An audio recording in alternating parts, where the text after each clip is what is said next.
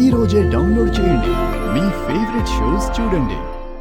25 ఏళ్ల తర్వాత నన్ను వెతుక్కుంటూ వచ్చిన మా తాతయ్యని చంపాలని చూసినందుక ఎందుకివ్వాలి నేను ఈ మనిషికి మర్యాద? ఏంటి కేదారిది? నేను మీ అమ్మని చంపానా? మీ తాతయ్యని చంపాలని చూశానా? అసలు ఏం మాట్లాడుతున్నావు నువ్వు? ఓ, నిన్న సాక్ష్యాలు తీసుకుని రమ్మని చెప్పినందుకు ఇవాళ మావయ్యని హంతకుడు అంటున్నారా? సాక్ష్యాలు తెమ్మన్నందుకు అండం లేదు నిషి. సాక్ష్యాలు ఉన్నాయి కాబట్టి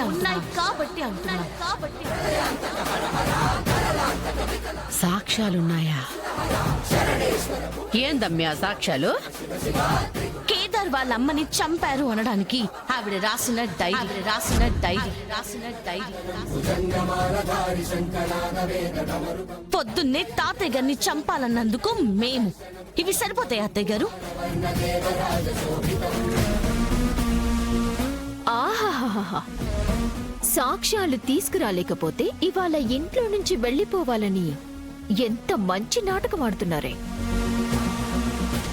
సూపర్.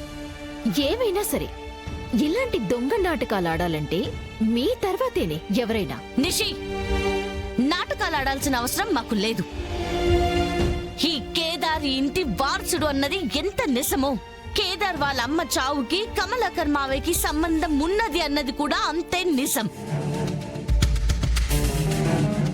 లేదు, నాకు కేదార్ వాళ్ళ అమ్మ చావుకి ఎటువంటి సంబంధం లేదు. లేదని చెప్తున్నాను కదా. మరి లేకపోతే ఇవాళ మమ్మల్ని ఫాలో అవుతూ మహల్ వరకు ఎందుకొచ్చారు? కేదార్ వాళ్ళ తాతయ్యని మహల్ ముందే చంపాలని ఎందుకు అనుకున్నారు? ఏంటి బాబాయ్, కేదార్ వాళ్ళ తాతని చంపాలని చూసారా? అవును దినా, ఇవాళ పొద్దున్నే మహల్ ముందే చంపాలని చూశారు. అరే ఏంటన్నయ్యా? కౌశికి ఏంటమ్మా నువ్వు కూడా?